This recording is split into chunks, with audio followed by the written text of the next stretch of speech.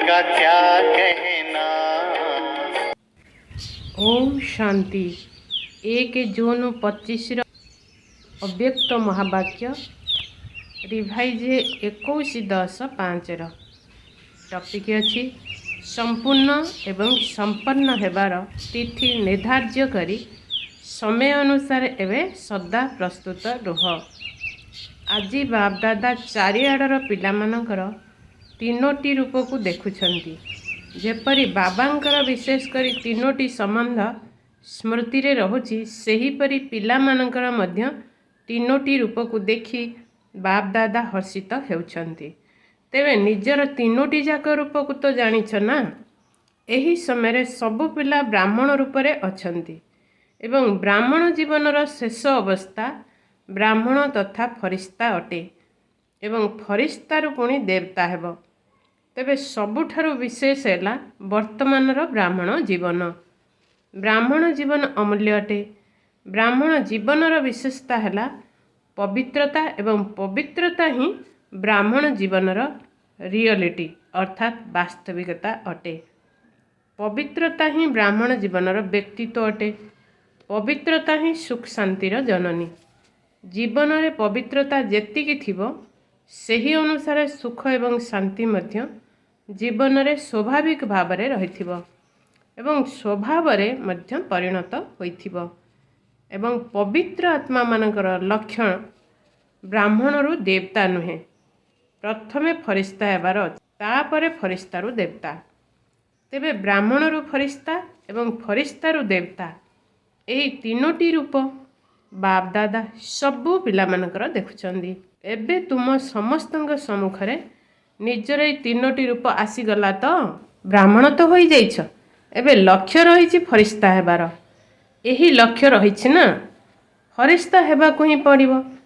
Check कर फरिस्ता पणियार विशेषता गुड़िक जीवन रे केते परिमाण रे देखा जाउछि। फरिस्ता अर्थात जହାର पुराणा संस्कार तथा पुराणा संसार सहित कौनसी संबंध नथिबो। फरिस्ता अर्थात केवल समस्या आसीबा समय रे डबल लाइट रे होथिबो ताहा नुहे, किंतु सर्वदा मन वचन कर्म संबंध संपर्क रे डबल लाइट अर्थात हालुका। तेबे हालका जिनिस भल लागे ना बोझ वाला जिनिस भल लागे? कौन भल लागे? हल्का पसंद अटे ना। फरिस्ता अर्थात जी समस्तंकर अटे, अल्प किछि जनकर नुहे, समस्तंकर प्रिय मध्य होइथिबो एवं नियारा मध्य होइथिबो। केवल प्रिय नुहे, जेतिकी प्रिय सेतिकी नियारा मध्य होइथिबो। फरिस्तार लक्षण हैला से समस्तंकर प्रिय होइथिबो। जिए भी देखिबे, जिए भी मिसिबे, जिए भी संबंध रे आसीबे, संबंध संपर्क रे आसीबे, सेमाने अनुभव करिवे जिए मोर अटंती। जेपरि बाबांग पई समस्ते अनुभव करूछंती बाबा मोर अटंती, अनुभव करूछंती ना। सेई भली फरिस्ता अर्थात समस्ते अनुभव करिवे जे ये मोर अति निजर अटंती। निजर पणियार अनुभव हेउ काहेकि ना हल्का होइथिबो ना। तेणु हालुका पणिया समस्तंकर प्रिय करि देई थाए। सारा ब्राह्मण परिवार अनुभव करंतु जे मोर निजर अटंती। केबे भी भारी पणिया देखा जिबा उचित नुहे, काहेकि ना फरिस्तार अर्थ हैला डबल लाइट। फरिस्ता अर्थात संकल्प वाणी कर्म एवं संबंध संपर्क रे बेहद अर्थात उदार मना होइथिबो। हद अर्थात संकीर्णता नथिबो। समस्ते मोर निजर एवं मु समस्तंकर निजर। जेउठी अधिक निजर पणिया रही थाए सेठारे हालुका पणिया मध्य रही थाए, संस्कार मध्य हालुका पणिया। तेबे चेक कर केते परिमाण रे फरिस्ता स्थिति पर्यंत पहुँचिलेनी। चेक करबा तो जणा अछि ना। चेकर मध्य होई जाउछ। मेकर अर्थात निजर निर्माता मध्य होई जाइछ। तेणु अभिनंदन। बाप दादांकर एही शुभ आशा रहिछि जे एबे समय को दृष्टि रखी जो माने निजको महारथी माने करूछंती ସେମାନଙ୍କର ସ୍ଥିତି 95% ପର୍ଯ୍ୟନ୍ତ ହେବା ଉଚିତ। କ'ଣ ହେବା ଉଚିତ ନା କିଏ ଜଣେ କହିଲେ 98% ହୋଇଯିବୁ। ଅଭିନନ୍ଦନ, ତୁମ ମୁଖରେ ଗୋଲାପଜାମୁ। କାହିଁକି ନା ତୁମମାନେ ତ ଦେଖୁଛ ଏବଂ ଜାଣିଛ ଯେ ହେବା ମଧ୍ୟ ସୁନିଶ୍ଚିତ ହୋଇଯିବୁ ନୁହେଁ, ନିଶ୍ଚିନ୍ତ ହେବୁ। ହେବୁ କି ନ ହେବୁ ନୁହେଁ, ନିଶ୍ଚିନ୍ତ ହେବୁ, ହୋଇଯିବୁ, ଦେଖିବୁ, ଚେଷ୍ଟା କରିବୁ। ଏବେ ଏହି ଭାଷାକୁ ପରିବର୍ତ୍ତନ କରି ଯାହା ବି ସଂକଳ୍ପ କର, ଚେକ୍ କର ଏହା କେତେ ପ୍ରତିଶତ ନିଶ୍ଚୟ ଏବଂ ସଫଳତା ପୂର୍ବକ ଅଟେ। ଏବେ ଚେକ୍ କରିବାର ବେଗକୁ ତୀବ୍ର କର। ପ୍ରଥମେ ଚେକ୍ କର, ତାପରେ କାର୍ଯ୍ୟରେ ଲଗାଅ। ଏମିତି ନୁହେଁ ଯେ ସଂକଳ୍ପରେ ଯାହା ଆସିଲା, ବାଣୀରେ ଯାହା ଆସିଲା, ସମ୍ବନ୍ଧ ସମ୍ପର୍କରେ ଯାହା ବି ହେଲା ସବୁ ଚଳିଯିବ ନା। ଯେଉଁମାନେ VVIP ଅର୍ଥାତ୍ ଅତି ବିଶିଷ୍ଟ ବ୍ୟକ୍ତି ହୋଇଥାନ୍ତି ସେମାନଙ୍କ ପାଇଁ କେତେ ଚେକିଂ ହୋଇଥାଏ ଜଣାଅଛି ନା। ସବୁ ଜିନିଷକୁ ପ୍ରଥମେ ଚେକ୍ କରାଯାଏ, ତାପରେ ସେମାନେ ପାଦ ପକାନ୍ତି। ତେବେ ଏବେ ଆଉ 2 ଘଣ୍ଟା ପରେ ବା 4 ଘଣ୍ଟା ପରେ ଚେକିଂ କରିଲେ ଚଳିବ ନାହିଁ। ପ୍ରଥମେ ଚେକିଂ କର, ତାପରେ ପାଦ ପକାଅ ଅର୍ଥାତ୍ କର୍ମରେ କର। କାହିଁକି ନା ଆଜିକାଲି ଯେଉଁମାନେ VVIP ଅଛନ୍ତି ସେମାନେ ତ ଗୋଟିଏ ଜନ୍ମ ପାଇଁ ଅଟନ୍ତି, ତାହା ପୁଣି ଅଳ୍ପ କିଛି ସମୟ ପାଇଁ। କିନ୍ତୁ ତୁମେମାନେ ସୃଷ୍ଟି ନାଟକରେ ବ୍ରାହ୍ମଣ ତଥା ଫରିସ୍ତା ଅଟ। ତେଣୁ ଯେବେ ବି ଅତି ବିଶିଷ୍ଟ କୁହାଗଲେ ମଧ୍ୟ ତୁମେମାନେ ସେତିକି ବିଶିଷ୍ଟ ଅଟ। ତେଣୁ ତୁମେମାନେ ନିଜ ନାମ ପୂର୍ବରୁ VVI ଲଗାଇ ଚାଲ। ନିଜେ ନିଜର ଚିତ୍ର ବା ମୂର୍ତ୍ତିକୁ ଦେଖୁଛ ନା ଯାହାକି ପୂଜା ହୋଇ ଆସୁଛି ତାକୁ ତ ଦେଖିଛ ନା। ଆଚ୍ଛା, ଠିକ୍ ଅଛି, ମନ୍ଦିର ଦେଖିନାହଁ କିନ୍ତୁ ଫଟୋ ତ ଦେଖିଛ ନା। ଏବେ ବି ସେମାନଙ୍କର କେତେ ମହତ୍ତ୍ୱ ରହିଛି, କେତେ ବଡ଼ ବଡ଼ ମନ୍ଦିର ସବୁ ତିଆରି କରିଛନ୍ତି, କିନ୍ତୁ ତୁମମାନଙ୍କର ମୂର୍ତ୍ତି ତ 3 ଫୁଟ ଭିତରେ ହିଁ ହୋଇଯାଉଛି। ତେଣୁ ଏଥିରୁ ଜାଣିନିଅ ତୁମମାନଙ୍କର ମୂଲ୍ୟ କେତେ। ଜଡ଼ ଚିତ୍ରରେ ମଧ୍ୟ ମହତ୍ତ୍ୱ ରହିଛି ନା। ତୁମମାନଙ୍କର ମୂର୍ତ୍ତିକୁ ଦର୍ଶନ କରିବା ପାଇଁ କେତେ ଧାଡ଼ି ଲାଗୁଛି। ତେଣୁ ତୁମେମାନେ ଚୈତନ୍ୟରେ କେତେ VVIP ଅଟ। ତେଣୁ ପାଦ ଉଠାଇବା ପୂର୍ବରୁ ଅର୍ଥାତ୍ କୌଣସି କର୍ମ କରିବା ପୂର୍ବରୁ ନିଜର ଚେକିଂ କର, ସଂକଳ୍ପର ଚେକିଂ କର, ମନର ଗତିକୁ ଚେକିଂ କର। ଯଦି କରିସାରିବା ପରେ ଚେକ୍ କରିବ ତେବେ ସେତିକି କର୍ମ ତ ଗଲା ନା, ତାହା ଆଉ ତୁମ ହାତକୁ ତ ଆସିବ ନାହିଁ। ଅଜ୍ଞାନ କାଳରେ ମଧ୍ୟ କହିଥାନ୍ତି ଭାବିଚିନ୍ତି କାମ କର, କାମ କରି ସାରି ଭାବ ନାହିଁ। ପ୍ରଥମେ ଚିନ୍ତା କର, ତାପରେ କର। ତେଣୁ ସର୍ବଦା ନିଜର ସ୍ୱମାନ ରୂପୀ ଆସନ ଉପରେ ବସ। ଯେତେ ଯେତେ ତୁମେ ନିଜର ପୋଜିସନରେ ଅର୍ଥାତ୍ ସ୍ୱମାନ ସ୍ଥିତିରେ ରହିବ ସେତିକି ମାୟାର ଅପୋଜିସନ୍ ଅର୍ଥାତ୍ ବିରୋଧ କରିବା ମଧ୍ୟ ବନ୍ଦ ହୋଇଯିବ। କାରଣ ମାୟାର ଅପୋଜିସନ୍ ସେତେବେଳେ ହୋଇଥାଏ ଯେତେବେଳେ ତୁମେ ନିଜର ପୋଜିସନରେ ରହିନଥାଅ। ତେଣୁ ଏବେ ବାପଦାଦା ପ୍ରଶ୍ନ ପଚାରୁଛନ୍ତି, ସମସ୍ତଙ୍କର ଲକ୍ଷ୍ୟ ତ ସମ୍ପୂର୍ଣ୍ଣ ଏବଂ ସମ୍ପନ୍ନ ହେବାର ରହିଛି ନା। ତେବେ ସମ୍ପୂର୍ଣ୍ଣ ହେବାର ଲକ୍ଷ୍ୟ ରଖିଛ ନା ଅଳ୍ପ ଅଳ୍ପ ହେଲେ ଚଳିଯିବ? କ'ଣ ଲକ୍ଷ୍ୟ ରଖିଛ? ଯଦି ସମସ୍ତଙ୍କର ଲକ୍ଷ୍ୟ ଅଛି ତେବେ ହାତ ଉଠାଅ। କ'ଣ ସମ୍ପୂର୍ଣ୍ଣ ହେବାର ଅଛି ତ? ଆଚ୍ଛା, କେବେ ହେବ? ତୁମେମାନେ ଅନ୍ୟମାନଙ୍କୁ ପ୍ରଶ୍ନ ପଚାରୁଛ ନା।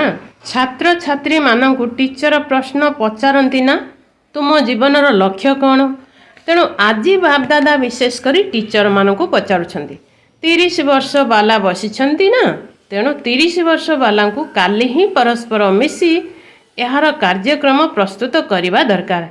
ମିଟିଂ ତ ବହୁତ କରୁଛ, ବାପଦାଦା ଦେଖୁଛନ୍ତି ମିଟିଂ ସିଟିଂ ବହୁତ ହେଉଛି, କିନ୍ତୁ ଏବେ ଏଇଭଳି ମିଟିଂ କର ଯେ ଆମେ କେତେ ଦିନ ଭିତରେ ସମ୍ପୂର୍ଣ୍ଣ ହେବା। ଆଉ ସବୁ ଉତ୍ସବ ଆଦି ତ ପାଳନ କରୁଛ, ତାର ତିଥି ମଧ୍ୟ ନିର୍ଦ୍ଧାର୍ଯ୍ୟ କରୁଛ, ଅମୁକ କାର୍ଯ୍ୟକ୍ରମ ଅମୁକ ତାରିଖରେ ହେବ, କିନ୍ତୁ ଏହାର ତାରିଖ କେବେ? ଯେତେ ବର୍ଷ ଦରକାର ତାହା ଶୁଣାଇ ଦିଅ। କାହିଁକି ଜାଣିଛ? ବାପଦାଦା ଏହିଭଳି କାହିଁକି କହୁଛନ୍ତି? କାହିଁକି ନା ପ୍ରକୃତି ମଧ୍ୟ ବାବାଙ୍କୁ ପଚାରୁଛି, କେବେ ବିନାଶ କରିବୁ? କେବେ ବିନାଶ କରିବୁ। ତେବେ ବାପଦାଦା ତାଙ୍କୁ କ'ଣ ଉତ୍ତର ଦେବେ? ବାପଦାଦା ତ ପିଲାମାନଙ୍କୁ ହିଁ ପଚାରିବେ ନା, ଆଉ କେତେ ଦିନ?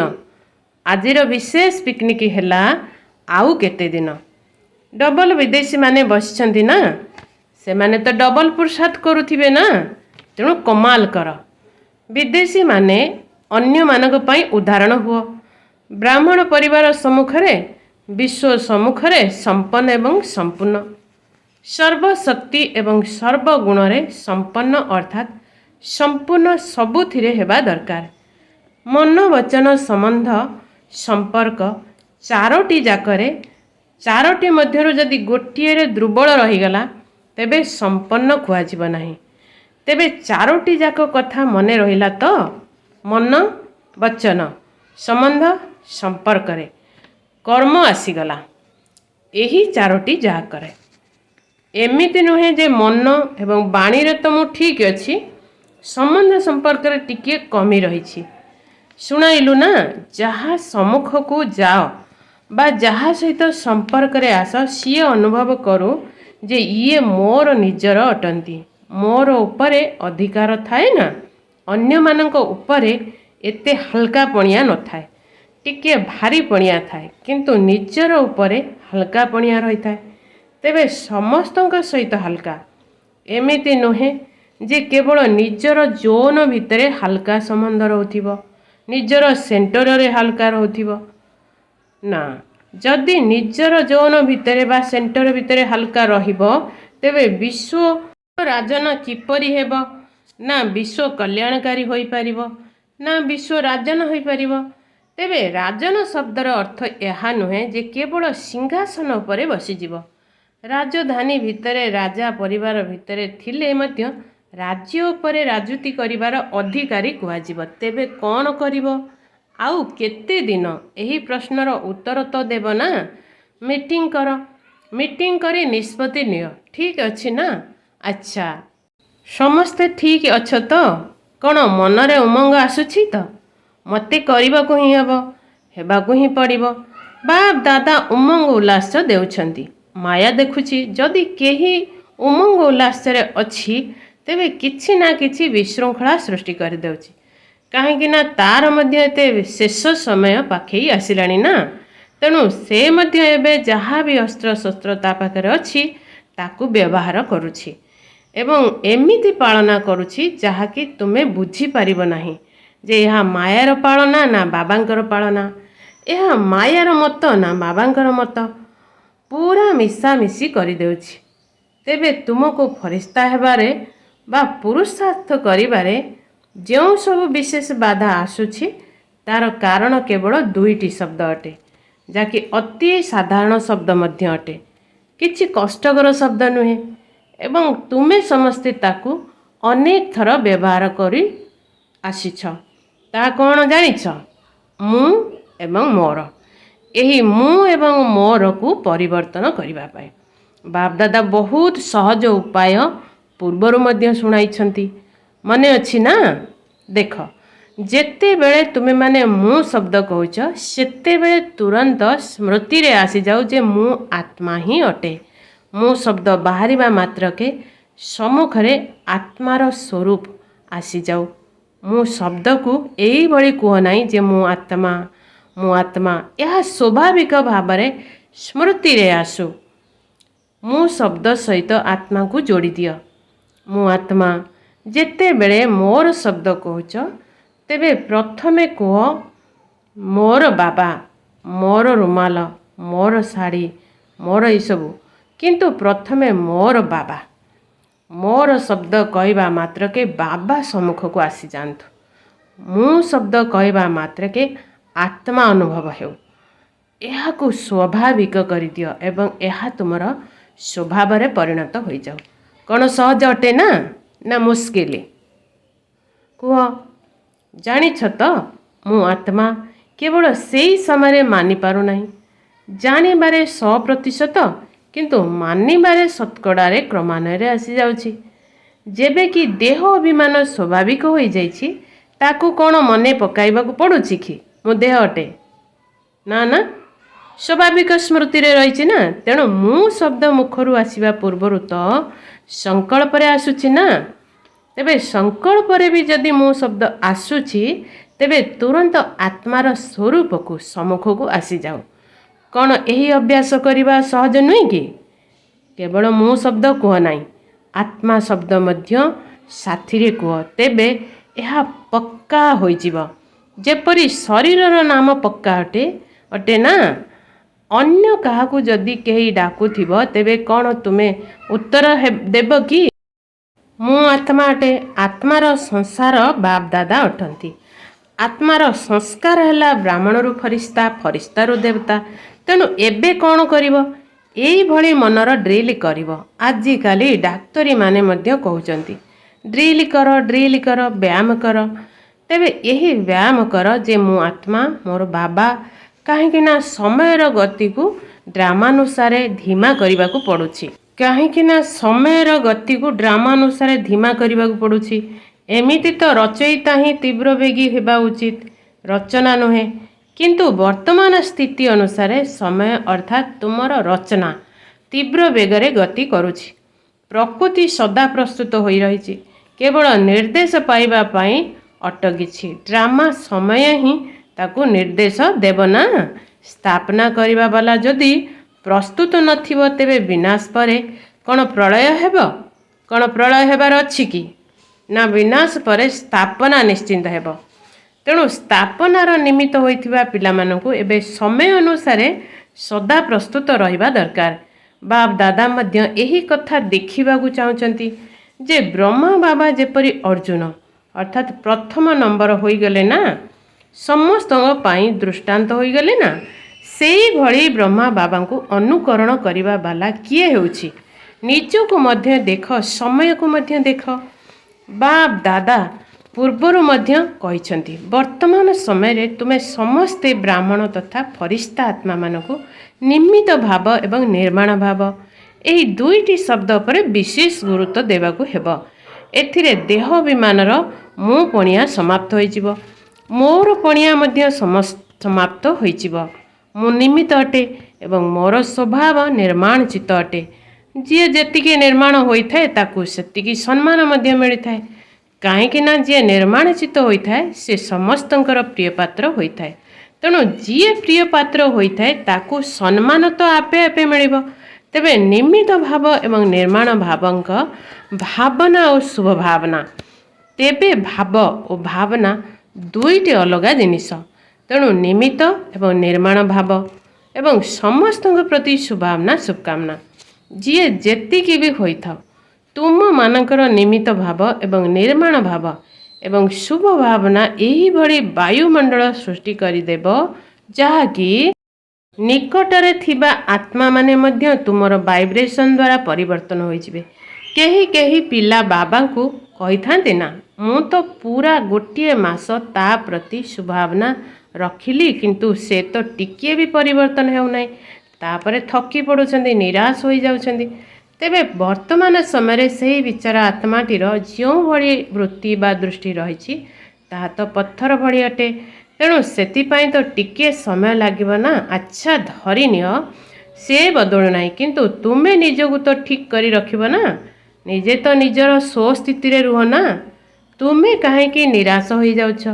ତେଣୁ ନିରାଶ ହୁଅ ନାହିଁ। ଆଚ୍ଛା ସିଏ ଯଦି ନ ବଦଳୁଛି, ତେବେ ମୁଁ କାହିଁକି ତା ପାଇଁ ବଦଳିଯିବି? ଯଦି ତୁମେ ନିରାଶ ହୋଇଗଲ, ତେବେ ସେ ତ ଶକ୍ତିଶାଳୀ ହୋଇଗଲା, ଯାହାକି ତୁମକୁ ବଦଳାଇ ଦେଲା। ତେଣୁ ତୁମେ ନିଜର ସ୍ୱମାନର ଆସନକୁ କାହିଁକି ଛାଡ଼ି ଦେଉଛ? ଏଥିରେ ତୁମର ବ୍ୟର୍ଥ ସଂକଳ୍ପ ମଧ୍ୟ ଉଠିବା ଅନୁଚିତ। କାହିଁକି ଜାଣିଛ? କାହିଁକି ଶବ୍ଦ କହିବା ମାତ୍ରକେ ବ୍ୟର୍ଥ ସଂକଳ୍ପ ଫାଟକ ଖୋଲି ଯାଉଛି ଏବଂ ସେହି ଫାଟକକୁ ବନ୍ଦ କରିବା ବହୁତ କଷ୍ଟକର ହୋଇଥାଏ। ସେଥିପାଇଁ କାହିଁକି ଶବ୍ଦ ଭାବ ନାହିଁ। ଦୟାଳୁ କୃପାଳୁ ହୋଇ ଭାଇବ୍ରେସନ୍ ଦେଇ ଚାଲ। ତୁମେ ନିଜର ଆସନକୁ ଛାଡ଼ି ନିରାଶ କାହିଁକି ହୋଇଯାଉଛ? ମନେ ରଖିଲ ନା, ନିଜର ପୋଜିସନରୁ ତଳକୁ ଆସ ନାହିଁ, ନଚେତ୍ ମାୟା ଦ୍ୱାରା ବହୁତ ଅପୋଜିସନ୍ ଅର୍ଥାତ୍ ବାଧା ଆସିଯିବ। ବ୍ୟକ୍ତି ଭିତରେ ଅପୋଜିସନ୍ ହୋଇଥାଏ। ସ୍ୱଭାବ ସଂସ୍କାର ମଧ୍ୟ ଅପୋଜିସନ୍ ହୋଇଥାଏ, ବିଚାରରେ ମଧ୍ୟ ଅପୋଜିସନ୍। ସେଇଥିପାଇଁ ସର୍ବଦା ନିଜର ପୋଜିସନରେ ଅର୍ଥାତ୍ ସ୍ୱସ୍ଥିତିରେ ସ୍ୱମାନରେ ରୁହ। ତେବେ କାଲିଠାରୁ କ'ଣ କରିବ? ମନେ ଅଛି ନା? ବାପ ଦାଦାଙ୍କର ସମସ୍ତଙ୍କ ପ୍ରତି ସ୍ନେହ ଅଛି ନା? ତେଣୁ ବାପ ଦାଦା ଭାବୁଛନ୍ତି ସମସ୍ତେ ବ୍ରହ୍ମା ବାବାଙ୍କ ସମାନ ହୋଇଯାଆନ୍ତୁ। କ'ଣ ବାବାଙ୍କ ସମାନଙ୍କୁ ଅପୋଜିସନ୍ ଆସିନଥିଲା? ବ୍ରହ୍ମା ବାବାଙ୍କ ସାମ୍ନାରେ ଅପୋଜିସନ୍ ହୋଇନଥିଲା। ମାୟାର ମଧ୍ୟ ଅପୋଜିସନ୍ ହୋଇଥିଲା, ଆତ୍ମାମାନଙ୍କର ମଧ୍ୟ ଅପୋଜିସନ୍ ହୋଇଥିଲା, ପ୍ରକୃତି ଦ୍ୱାରା ମଧ୍ୟ ହୋଇଥିଲା। କିନ୍ତୁ ବ୍ରହ୍ମା ବାବା କ'ଣ ତାଙ୍କର ପୋଜିସନକୁ ଛାଡ଼ି ଦେଇଥିଲେ କି? ଛାଡ଼ି ନଥିଲେ ନା? ସେଥିପାଇଁ ତ ଫରିସ୍ତା ହେଲେ ନା। ତେଣୁ ଏବେ ନିଜକୁ ଫରିସ୍ତା ମନେ କରିଚାଲ। ମୁଁ ଫରିସ୍ତା ଅଟେ ଏବଂ ସମସ୍ତଙ୍କୁ ଫରିସ୍ତା ରୂପରେ ଦେଖ। ସମସ୍ତେ ଫରିସ୍ତା ଅଟନ୍ତି। ନା ମୋର ପୁରୁଣା ସଂସାର ସହିତ କୌଣସି ସମ୍ବନ୍ଧ ଅଛି, ନା ପୁରୁଣା ସଂସ୍କାର ସହିତ ସମ୍ବନ୍ଧ ଅଛି, ନା କୌଣସି ବ୍ରାହ୍ମଣ ଆତ୍ମା ସହିତ ସମ୍ବନ୍ଧ ଅଛି। ବାସ୍ ସବୁ କିଛି ସମାପ୍ତ। ଇଏ ମଧ୍ୟ ଫରିସ୍ତା, ସେ ମଧ୍ୟ ଫରିସ୍ତା। କେବଳ ସେହି ଦୃଷ୍ଟିରେ ଦେଖ। ବାୟୁମଣ୍ଡଳ ସୃଷ୍ଟି କର। ଆଚ୍ଛା, ଏବେ ଗୋଟିଏ ମିନିଟ୍ ପାଇଁ ଏଇଭଳି ସର୍ବଶକ୍ତିରେ ସମ୍ପନ୍ନ ଶକ୍ତିଶାଳୀ କିରଣର ବିଶ୍ୱ ଆତ୍ମାମାନଙ୍କୁ ଦିଅ, ଯାହାକି ତୁମର ଶକ୍ତିର ପ୍ରକମ୍ପନ ସାରା ବିଶ୍ୱର ଚତୁର୍ଦିଗରେ ବିଚଳିତ ହୋଇଯାଉ। ଗହନ ଶାନ୍ତିର ଅନୁଭୂତି। ଚାରିଆଡ଼ର ଫରିସ୍ତା ହେଉଥିବା ପିଲାମାନଙ୍କୁ, ସଙ୍ଗମ ଯୁଗରେ ପ୍ରତ୍ୟକ୍ଷ ଫଳ ଅନୁଭବ କରୁଥିବା ବାବାଙ୍କର, ସମୀପବର୍ତ୍ତୀ ପିଲାମାନଙ୍କୁ ବାପ ଦାଦାଙ୍କର ସ୍ନେହ ସମ୍ପନ୍ନ ଶୁଭେଚ୍ଛା ଏବଂ ନମସ୍ତେ। ମିଠା ବାବାକୁ ଆମ ପିଲାମାନଙ୍କର ନମସ୍ତେ, ନମସ୍ତେ, ନମସ୍ତେ। ବରଦାନ। ପ୍ରତ୍ୟକ୍ଷତାର ସମୟକୁ ସମୀପକୁ ଆଣୁଥିବା ସଦା ଶୁଭଚିନ୍ତକ ଏବଂ ସ୍ୱଚିନ୍ତକ ଭାବ। ସେବାରେ ସଫଳତାର ଆଧାର ହେଲା ଶୁଭଚିନ୍ତକ ବୃତ୍ତି। କାହିଁକି ନା ତୁମମାନଙ୍କର ଏହି ମାନସିକ ବୃତ୍ତି ହିଁ ଆତ୍ମାମାନଙ୍କର ଗ୍ରହଣ କରିବାର ଶକ୍ତିକୁ ବା ଜିଜ୍ଞାସାକୁ ବଢ଼ାଇଥାଏ, ଯାହାଦ୍ୱାରା ବାଣୀର ସେବାର ସହଜରେ ସଫଳ ହୋଇଥାଏ ଏବଂ ସ୍ୱପ୍ରତି ସ୍ୱଚିନ୍ତନ କରିବାଲା ସ୍ୱଚିନ୍ତକ ଆତ୍ମା ସର୍ବଦା ମାୟାପ୍ରୁଫ। କାହାର ବି ଦୋଷ ଦୁର୍ବଳତାକୁ ଗ୍ରହଣ କରିବା ଠାରୁ ତଥା କୌଣସି ବି ବ୍ୟକ୍ତି ବା ବୈଭବର ଆକର୍ଷଣ ଠାରୁ ମଧ୍ୟ ପ୍ରୁଫ ଅର୍ଥାତ୍ ମୁକ୍ତ ହୋଇଯାଏ। ତେଣୁ ଯେତେବେଳେ ଦୁଇଟି ଯାକ ବରଦାନକୁ ଜୀବନରେ ବାସ୍ତବିକ ରୂପରେ ଆଣିପାରିବ, ସେତେବେଳେ ଯାଇ ପ୍ରତ୍ୟକ୍ଷତାର ସମୟ ସମୀପକୁ ଅର୍ଥାତ୍ ନିକଟକୁ ଆସିବ। ସ୍ଲୋଗାନ। ଯଦି ନିଜର ସଂକଳ୍ପକୁ ମଧ୍ୟ ଅର୍ପଣ କରିଦେବ, ତେବେ ସମସ୍ତ ଦୋଷ ଦୁର୍ବଳତା ସ୍ୱତଃ ହିଁ ଦୂରେଇ ଯିବ। ଓମ୍ ଶାନ୍ତି।